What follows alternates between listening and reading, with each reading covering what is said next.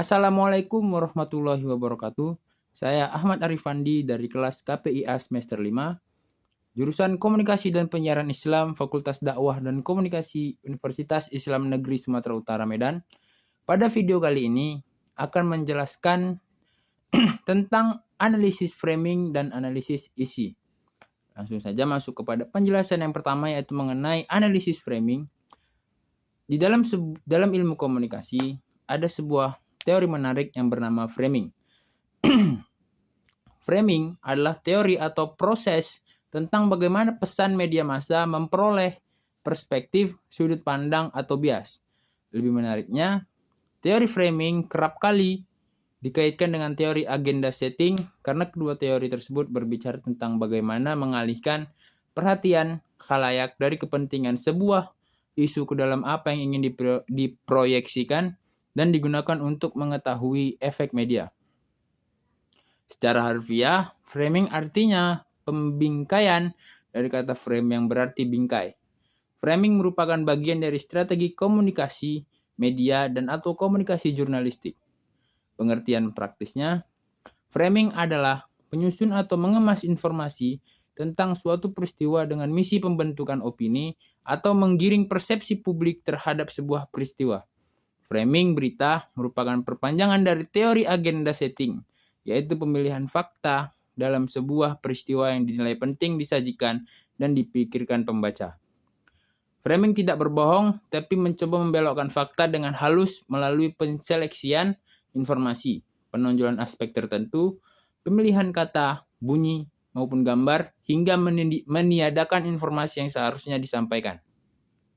Framing bertujuan untuk membingkai sebuah informasi akan melahirkan sebuah citra, kesan, makna tertentu yang diinginkan media atau wacana yang akan ditangkap oleh khalayak. Kemudian masuk kepada analisis isi atau konten analisis. Analisis isi atau konten analisis adalah penelitian yang bersifat pembahasan mendalam terhadap isi suatu informasi tertulis atau tercetak dalam media massa. Pelopor analisis isi adalah Harold de Lasswell yang mempelopori teknik simbol coding, yaitu mencatat lambang atau pesan secara sistematis, kemudian diberi interpretasi. Analisis isi dapat digunakan untuk menganalisis semua bentuk komunikasi, baik surat kabar, berita radio, iklan televisi, maupun semua bahan-bahan dokumentasi yang lain. Hampir semua disiplin ilmu sosial dapat menggunakan analisis isi sebagai teknik atau metode penelitian.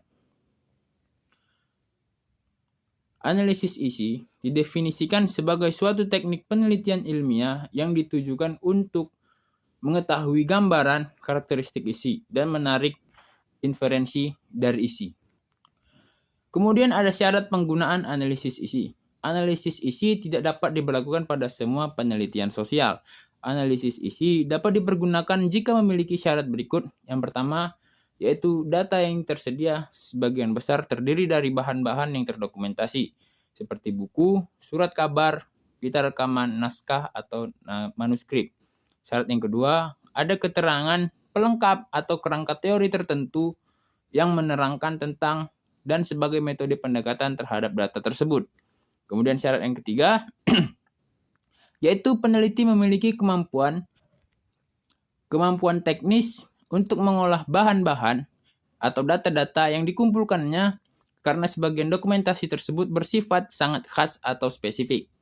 Kemudian ada tujuan analisis isi, di mana analisis isi memiliki tujuan, di antaranya yang pertama adalah menggambarkan karakteristik pesan.